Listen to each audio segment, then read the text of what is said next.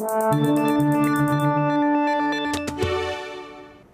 Conservative Political Action Conference gets underway with addresses from two rising GOP stars. Senators Marco Rubio and Rand Paul offered starkly different visions of the way forward for the Republican Party. Here's a sampling of what they had to say. We don't need a new idea. There is an idea. The idea is called America, and it still works.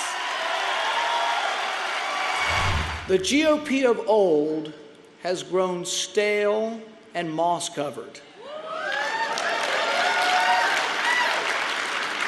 I don't think we need to name any names, do we? Our party is encumbered by an inconsistent approach to freedom. Chief Washington correspondent Dick Stevenson is here with more. Dick, thanks for being here. Good to see you in New York. Happy to be here. So I was really impressed by these two speeches. I kind of couldn't help but feeling, especially in the case of Rand Paul, like I was actually watching the stump speech for 2016. Well, more than that, I think this was the first engagement in the Republican presidential primary campaign of 2016. Two guys who have clearly indicated an interest in running with, as you saw in that clip, some pretty distinct views of the way forward for the Republican Party right now and for the conservative movement. I was impressed by Rand Paul coming out and basically saying, it's about freedom. It's about expanding freedom, whether we're talking about, Americans' freedom from drones, which he started off with, which was kind of interesting. But, he did that filibuster based on that issue. And then he went to even freedom for kids not being arrested for nonviolent drug offenses, which went kind of over only to half the audience, it felt like, in that hall. A much more traditional speech from Marco Rubio. Right. Look, with Rand Paul, you're getting a kind of libertarian populism, which is a different kind of thing for the Republican Party right now. Both of these guys were elected in 2010 with a lot of Tea Party support. You'd expect them really to have quite similar worldviews, but they don't. Marco Rubio is in many ways putting himself forward as the more traditional establishment conservative, a guy with very mainstream conservative views on social issues and economic issues, more or less on foreign policy issues as well. Rand Paul is really something different. This libertarianism that really defined his father is still very evident in the way that he talks about both domestic politics and international politics, and it doesn't always fit neatly with the mainstream conservative brand right now. It was impressive how he seemed to be reaching out to young people in a real way.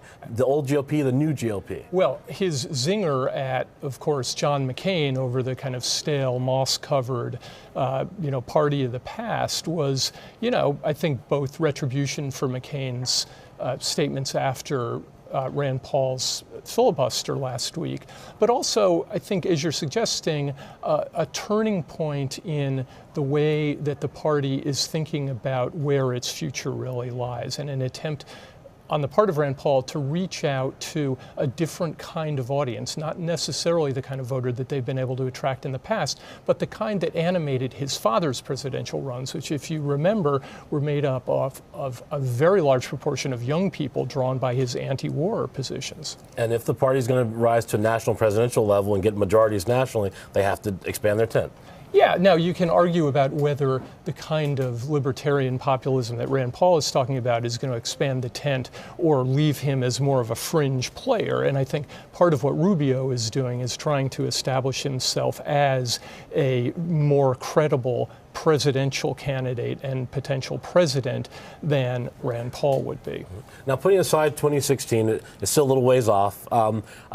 In the here and now, with this budget battle that's unfolding right now with this president, with the Democrats, do these different competing views of what the Republican Party must do going forward actually offer different strategies for how to deal with that budget battle in the here and now? Very interesting, Marcus, that these speeches took place at the same time that President Obama was up on the Hill talking to Senate Republicans and trying to reach out to them on the budget, immigration, and other issues. Neither of these two guys was there for that.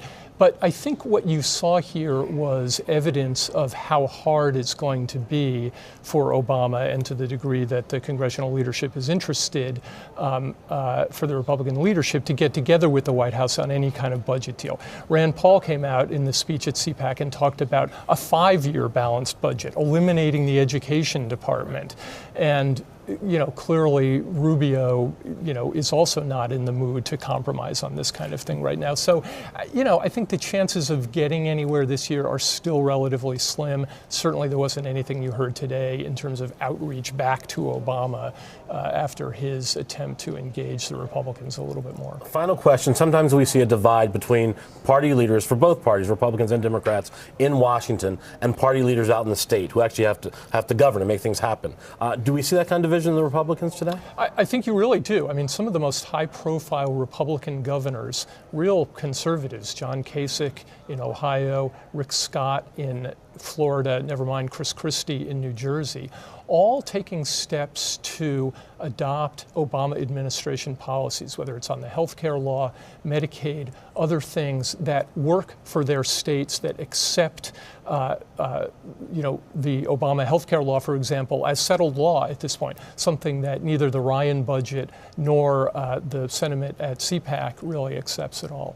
Excellent. Well, we'll keep watching. Thanks, Dick. Absolutely. That's all for now. I'm Marcus Mabry for the New York Times.